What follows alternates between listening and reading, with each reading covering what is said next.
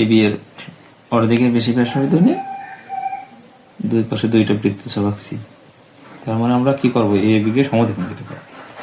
ঠিক একইভাবে এটাও আমরা অর্ধেকের বেশি ব্যাসার্ধ নিয়ে দুই পাশে দুইটা বৃত্তচাপ আঁকি।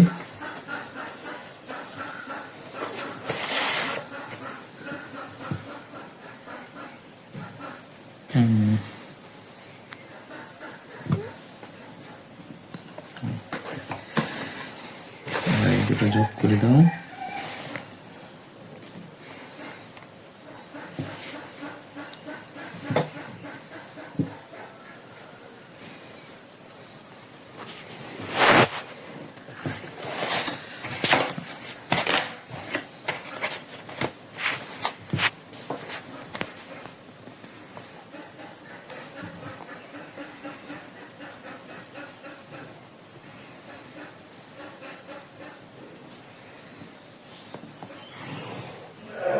এই যে সমদ্বিখণ্ডিত করবো এইভাবে, সবসময় সমদ্বিখণ্ডিত করতে এই অর্ধেকে বেশি নিয়ে এই পাশে একটা বৃত্তচাপ, আবার এই বিন্দু থেকে এই পাশে একটা বৃত্তচাপ।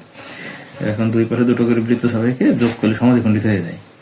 ঠিক আছে, তো এইটা আমরা এখন কি করবো, বিডি কে ছেদ করেছি, এর একটা নাম দিয়ে দাও সি বিন্দু।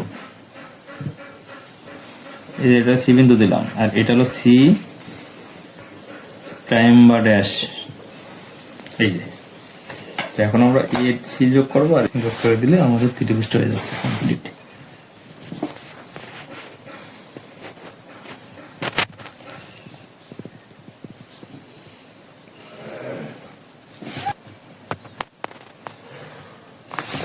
এই যে এ সি এবং সি ড্যাশ, এটা হলো সেই ত্রিভুজ। ঠিক আছে।